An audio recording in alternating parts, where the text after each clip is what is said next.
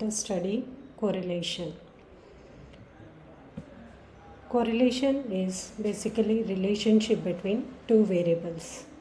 What is the definition of correlation? Suppose if we have two variables x and y, if there exists a relation between variables x and y such that change in one variable is accompanied by change in the other, then we say that the variables x and y are correlated. What is simple correlation? Simple or bivariate correlation means the relationship between only two variables. For example, relationship between exports and imports. Multiple correlation is the relationship between one variable and group of remaining variables. For example, correlation between price, demand and supply is multiple correlation. There are two types of correlation. One is positive correlation and negative correlation. What is positive correlation?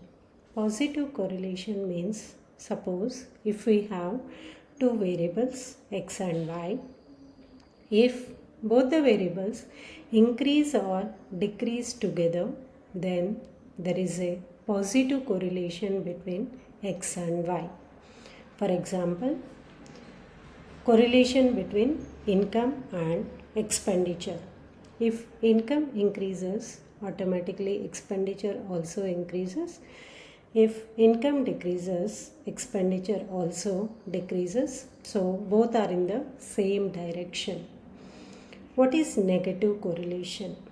Negative correlation means both the variables are in opposite directions. That means if x increases, y decreases, or x decreases, y increases, then the relation between two variables x and y is negative. For example, relation between demand and price. What is the interpretation of correlation coefficient R? So R always lies between -1 and +1. If R equal to +1, then there is a perfect positive correlation between x and y. If R equal to -1, then there is a negative correlation between x and y. Perfect negative. If R equal to 0, then we say that there is no correlation between x and y.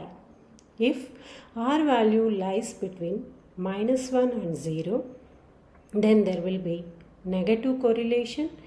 If R value lies between 0 and +1, there will be positive correlation between x and y. So by using scatter diagram also, we can find the relation between the variables x and y. So first one is strongly positively correlated, and second one positive correlation, and third scatter diagram says that there is a strong negative correlation between x and y, and fourth scatter diagram says there is a weak negative correlation between x and y, and fifth scatter diagram says there is moderate negative correlation, and last diagram says there is no correlation between x and y. If all the points scattered in the graph, then we say that there is no correlation between x and y, or there is no relation between x and y. Both are independent variables. They are not dependent variables. Now, how to measure correlation between two variables? There are three methods, important methods to find the relationship between two variables. First one by using scatter diagram. Second one, call Pearson's coefficient of correlation. It is denoted by small r. And third one, Spearman's rank correlation coefficient, that is capital R. Now let us study about first one, scatter diagram method. So how to find the relationship between two variables. So suppose if we have two variables x and y, so let us assume that x as income and y as expenses. Then we have to plot these points, x and y points, on a graph paper. Take x values on x-axis and y values on y-axis. Plot all the points. So you will get some scatter diagram. So already we have seen some scatter diagrams. So by using these we can give some conclusion about the relationship between the given two variables. Okay, now let us see one example about scatter diagram. Here we have one example based on same expenses and savings of different families. There are 6 families, expenses and savings are given. We have to draw scatter diagram for the given data, and also we need to comment on the results. So if you plot the points, take expenses on x-axis and savings on y-axis and plot the points on a graph paper. If you plot the points on a graph paper, then you will get a scatter diagram like this, and we can observe that there is a positive relation between x and y, or savings and expenses. Okay, but usually if expenses are more, savings will be less. If expenses are less, then we can save more. But by using this data, we are getting there is a positive relation between expenses and savings.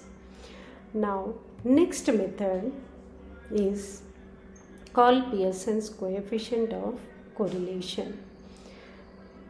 So Carl Pearson is a scientist's name. He has derived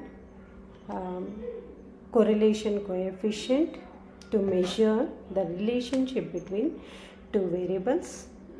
So it is a pure number independent of units of the measurement of x and y.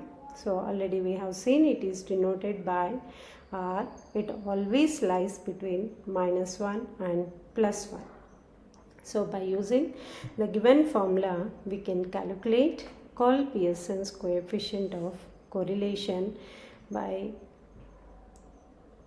in terms of numbers. Let us solve one example based on Carl Pearson's coefficient of correlation. Here we have one example. There are two variables, x and y. X values are given, y values are also given. We have to calculate Carl Pearson's coefficient of correlation for the given data. Already we have seen formula for Carl Pearson's coefficient of correlation. Here we required summation xy, n is number of observations, and x bar is average of x, y bar is average of y, summation x square, and this is average square, x bar square, and summation y square also we required, and y bar square, that is average square. Okay, so now one by one we will calculate. First we'll find x square, then y square, then x into y. So first find out x square column. So x square means square of x values. Okay, already we have x column. We just have to take square of these values. That means 1 square, 2 square, 3 square, 5 square, 4 square and 3 square. So just note down values. 1 square is 1, 2 square is 4, 3 square is 9, 4 square is 25, 5 square is 25, then 4 square is 16, 3 square is 9. Okay, similarly we have to find y square values also. So already we have y column. So in y column we have values, that is 2, 4, 5, 5, 3 and 1. Take square for these values. So first one 2 square, 4, second one 4 square, 16, 5 square, 25, again 5 square, 25, 3 square is 9, 1 square is 1. Okay, now we have to find x into y values. So just multiply x column values with y column values. Okay, then we will get x into y column. So 1 into 2 is 2, 2 into 4 is 8, 3 into 5, 15, 5 into 5, 25, 4 into 3, 12, 3 into 1 is 3. Now take sum of all these columns. Okay, sum of x, sum of y, sum of x square, sum of y square, sum of x into y, means summation or total of x. That means first column total. So add all the values in first column and note down in the last row, that is 18. Similarly, sum of y is 20. Then summation of x square or x square total is 64. Sum of y square or y square total is 80. Next, sum of xy or total of xy is 65. Now first find out x bar and y bar, then we will substitute all the values in the given formula. Okay, so these are the totals: 18, 20, 64, 80 and 65. Now first we will find x bar value. X bar is summation x upon n. Summation x is 18. 18 upon 6 is 3. Okay. First we have to find average of x. Average of x is sum of x divided by number of observation. Sum of x is first column total 18 upon number of observations. Total how many observations are given? So 3, 3, 6. So total number of pairs of observations are 6. So therefore 18 upon 6 is 3. Similarly, we have to find average of y, that is y bar. Y bar is summation y upon n. Summation y value is 20 and here also n is 6. So 20 upon 6.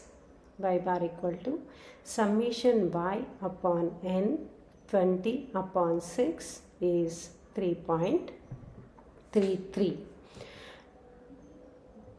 Now substitute all the values, that is summation xy upon n, summation xy is 65 upon n is 6 minus 3 into x bar value is 3. Just now we have calculated. 3 into y bar is 3.33. Okay. Upon square root of 64 upon 6. 64 is summation x square value and total number of observations are 6 minus x bar square. X bar is average of x. Average of x is 3. So we have to take square of 3. 3 square into square root of summation y square. Summation y square is 80. 80 upon n is again 6 minus y bar square, that is y bar square value is 3.33 square. Y bar value is 3.33, so 3.33 square. If we simplify this, then we will get the value of r. So if you simplify, you will get r value 0.43. 0.43 means there is a positive correlation between x and y. Okay, so 0.43 is positive, therefore then we can say that there is a positive correlation between x and y. Thank you.